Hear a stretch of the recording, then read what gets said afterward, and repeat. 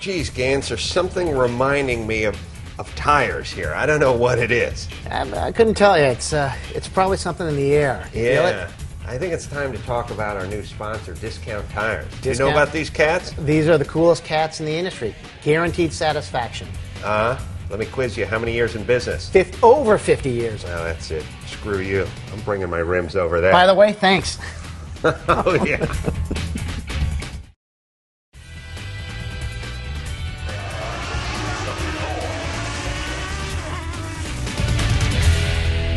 There's Les and his buddy Aaron, who's helping us out. That's Link's Paddock, and to the right you Canopus Paddock. Oh, sorry, Canopus Paddock, and to the right you can see the Javelin that we were speaking of. I also like the fact that everyone else seems to have their car up on jack stands the entire weekend, fucking around feverishly. Lots of jack stands at this race, too. Not us. Les leaning against the car, drinking a beer, taking a picture with some Japanese guy. Everyone else is frantically doing something in between races. Les is doing a lot of good PR, though. We'll give him some of that. A lot of goodwill. And look, you can't argue with the guy, you know. It doesn't either. There's me and there's Link right next to me. And there's some Lotuses. Remember the Cortina? Wasn't that the dude from the last race that was all over the road that I left the door open for you? The red Cortina? From Coronado. I don't know if it was the same driver, but it certainly looked like the same car. Though they only had two schemes. The white green with the green and then the red and gold. Alan Mann gold. I like that red gold. There's Wheeze in the tack. Yeah, that tack, the reason that tack doesn't look period correct is because the tack is not period correct. It came from, I don't know, Cragen Auto Parts place or something out in, I don't know where he got that thing. The story was, and I'll let you hear the shift. We're coming around, pulling onto the track, and when we come around for the start, I'll let you hear the difference between second and third gear. I've been listening to that over and over again, and it sounds to me like you have 2 third gears in your gearbox. Or 2 seconds. Or basically a 3-speed manual.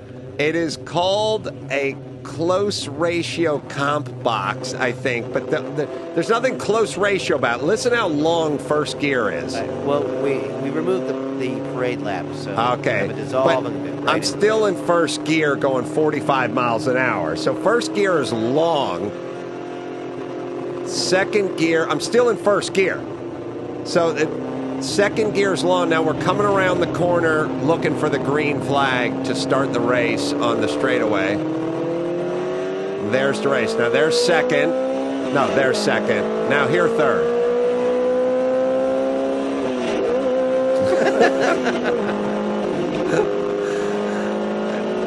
Not so funny when you're driving the car, by the way. It doesn't feel right. You want it to go down. I like the nice puff of smoke that comes from one tire, the old school drum brakes back there.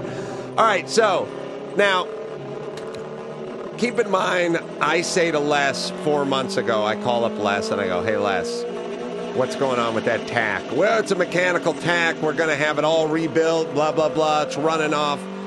What's it run off of, Gan? I think on that car runs off the back of the cam or but something. Is it a cable? Cable. It's like a thick speedometer cable. Runs off the back of the cam. Now, my whole thing is why we put an extra drag on the cam, even if it's nothing.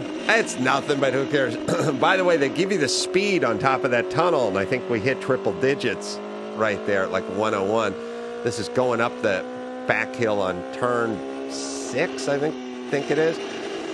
Either way, I say, Les, this mechanical tack doesn't sound like a great plan to me. How about we get a modern day electronic tack, but we'll do it up so it looks old school. They even have those kind of gauges, and it'll look right, and we'll have all the modern conveniences of a modern day tack without the hassle of the old school mechanical tack. And he's like, no, I'll take care. So we go out and test it at Willow Springs, and of course the tack doesn't work at all. And I say, Les, how about we put the modern day electronic tack in there? And he said, I'm going to get this baby rebuilt.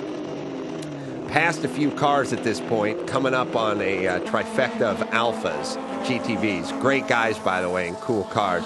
Very cool car. Those Alpha guys seem to have a string of good guys. The friendly Ramici brothers, super friendly guys. Yeah. Great Alpha guys. Yeah, it's a cool dude. They're somewhere between the Datsun and the Ferrari guys. Well, Yeah. closer to the Datsun guys. Yes. Let's go that direction. So I say, Les, how about we put a nice electronic tack in there? He's like, I'll get it all rebuilt, get the cable rebuilt, get the whole thing working. So I go out to practice, day of the race, or at least weekend of the race, out on this racetrack, and the tack is all over the place. Now, listen to it. Second.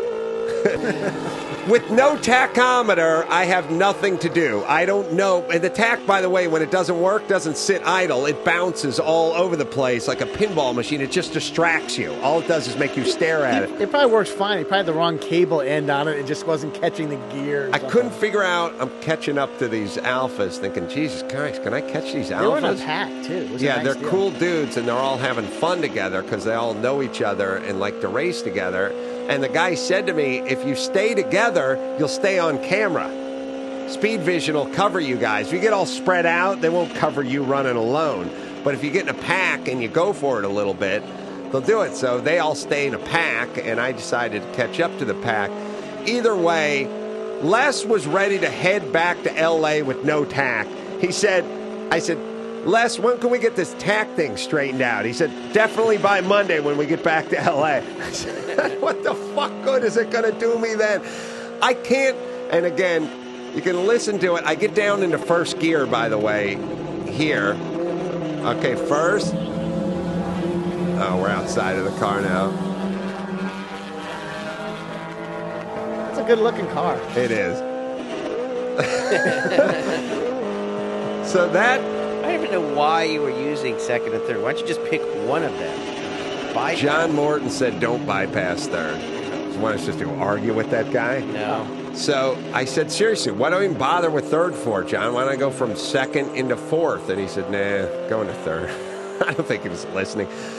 I was going nuts. I had no tachometer, and I couldn't figure out what was going on with this third gear. And finally, John Morton, when I was pleading with him, like, what the fuck is going on? He said, look, it's called a close ratio gearbox. The only thing that's close is third gear, and it's only 400 RPM away from second gear. By the way, got into like 101, 102 going into this corner. It feels, I'll tell you, 100 miles an hour to you guys at home driving in your Lexi and your BMWs might not feel that fast on the way to Vegas, but get inside a car from the 60s with no windshield. With no windshield, where shit is shit is rattling and rubbing, and you'll get the sensation of speed. Believe you me. So, and where's Lynx at this point? Lynx behind me. You were stretching the gap, and so. I call Les on like Friday afternoon or something, and I go, Les, find a fucking super shop, get a tack. I don't care if you have to duct tape it to the goddamn steering wheel and hook that thing up to the coil, because I need some fucking... Of course, Sandy goes, you just get the tack and plug it into the MSD box. And, of course... Les ain't running MSD, no. No, because it's not... It's not period correct. There you go. Everyone else out there spray painted their MSD box black and put it right under the dash, but not Les. He literally has a ballast resistor. Probably a couple of points in the distributor. Now you passed the first Alpha right there. Right. I think we're starting losing this is where camera. the camera's now gone. This is where the camera's gone, but Donnie's outside. I'm at the hospitality suite. And enjoying Adam a beer. happens to start Couple of passing beers. the Alphas right in front of us. Right. Luckily. I say, look, hit a Kragen, get me a tack, hook it up. He shoved it in there and hooked it up. I'll tell you. You got a nice tack, too. It's one of those import 12,000 RPM, not even auto meter, the auto Adam gauge. has passed the second Alpha. There's one Alpha left. And you knew it was an old tack, by the way. He said there was mouse shit in the box it came in. He showed me the box. I opened it up, and there's like pellets all over the inside. It was all worth it to see Les sweating his ass off underneath the dash. Picture Les under that car. I mean, not under the car, under the steering wheel. Now Adam has passed all three of the Alphas. And Les and was... you're pulling away. Les was shoved underneath there trying to get that tack hooked up, sweating up It's like a Santa fucking Claus in storm. the summertime. It just doesn't work.